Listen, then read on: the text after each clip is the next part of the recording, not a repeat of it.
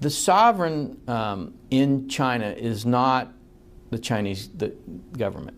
The People's Republic of China government is not the sovereign. The sovereign is the Chinese Communist Party. It's a challenge for countries to actually do business, diplomatic business with China, because the decisions are actually made by the Communist Party. They are not made by the government. The government executes the decisions of the Chinese Communist Party. And so when the State Department goes over to meet with their counterparts in China, they're not actually meeting with the sovereign. Think about that. The sovereign here in the United States would be represented by the State Department. Right.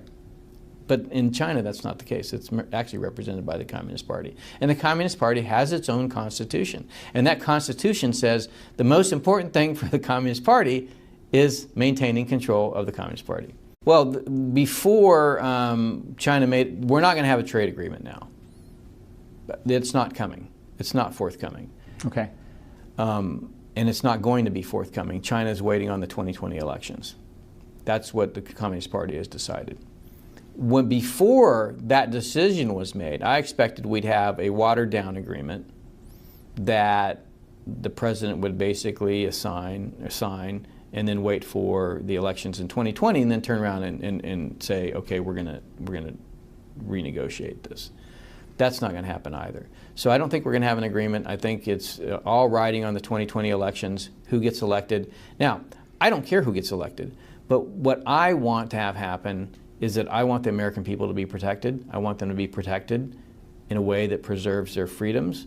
And whatever candidate does get elected, better understand that the most significant threat to our future prosperity and freedom is the Chinese Communist Party. And the key point is what China figured out, what the totalitarian regime figured out, what Deng Xiaoping figured out, was that you have to align the private profit motive with your national interest. In other words, if you're doing well, the country's doing well. How do you do that? You structure the incentive system so you are hyper-enabled to do the things that make yourself wealthy, as long as you don't challenge the Communist Party. And so it's just about structuring the system around that. And so they've done that. The financial incentives, the market pull from China are the two of the biggest levers that they have in this.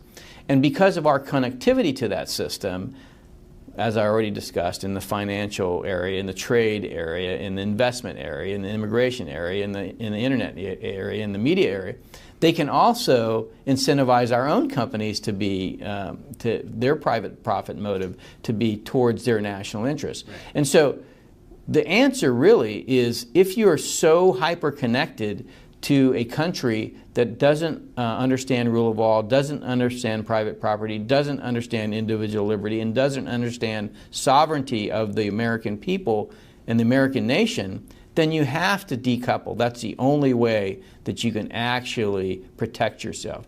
If you embrace China, you will lose. You can't do that. You actually have to design it in the technology. And so that requires leadership by the government. Right now, we are essentially abdicating that leadership to the private sector. The private sector just wants to build the cheapest network so it can make profits on all the connectivity. And so our system currently doesn't incentivize a completely secure internet for the American people, because we haven't yet essentially adapted or come to the realization that if we don't, then all these precious freedoms that we've grown to know and love and cherish will just be taken from us, not because somebody's going to come in and invade with an army, because they're slowly going to be eroded, because our ability to understand what's going on is really going to be masked from us, because your phone knows more about you than you could even imagine. Now, where does that data go? That data goes essentially to the highest bidder.